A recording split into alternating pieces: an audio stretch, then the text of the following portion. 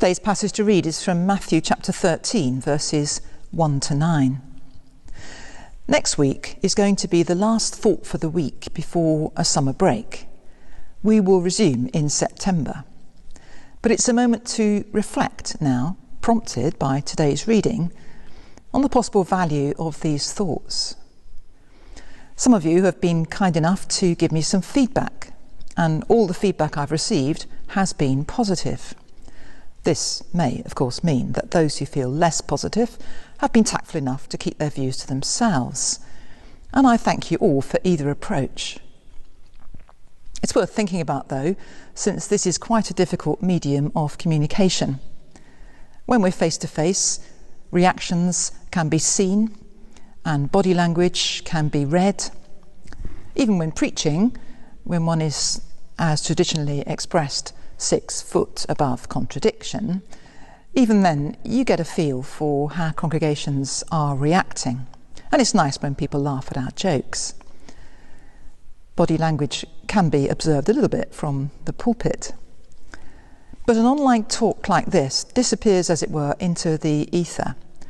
And who knows what happens next? The viewing figures can be seen. They average at about 80 a week. But any effect on people's lives is not visible to me. In a sense, this is both inevitable and it doesn't much matter. We learn from the parable of the sower that our job is to sow seeds, to sow the word of God, and to sow it widely, to distribute it generously, and without regard for where it's likely to take hold and grow. This is what Jesus did. He spoke very often to the crowds, a mixed audience of those who were, some of them, keen followers, others who were out for a good time and a spot of entertainment from a first-class storyteller, those who wanted to check out the gossip about Jesus, was it true, many who would have been indifferent, and those who sought to destroy him. The story of the farmer sowing his seed described this kind of mixed audience, and it shows how aware Jesus was of the very mixed reactions he was getting. There were times, of course, when he reserved his teaching for a group of loyal and committed followers.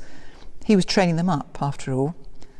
But very often he continued to broadcast his words of wisdom. Not by radio or internet. Broadcasting described the method of sowing used in those days. The results he left to God. And his use of storytelling so often emphasises that. The parables were not explained. People had to think out what they meant and then decide if they were going to do anything about it. There was no persuasion, no coercion, no bribery, no pressure. The parables were almost teasers to get people thinking for themselves, listening. If anyone has ears to hear, let them listen. Those were likely to be in the minority, then as now. Most of the seeds in the parable fell on ground which was ultimately unproductive.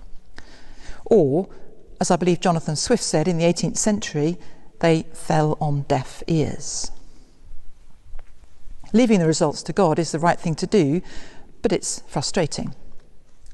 A bit like our experience of gardening, when the weeds grow so much more easily than the plants we choose to try and grow. However much we dig out the weeds, they come back again. But our precious seedlings seem so very vulnerable. We lost a whole batch of lettuce seedlings this spring in a 2-minute hailstorm, not to mention pigeon and slug depredation. Why don't they go for the weeds? In a similar way, it's so much easier for people to listen to messages which are not really in their best interests, even though the gospel offers so much which is nourishing for the human heart, the depths of the human spirit. So the weekly thoughts will continue, and I pray that something, somewhere, will touch and transform you by the power of the Spirit who is at work in you and in me.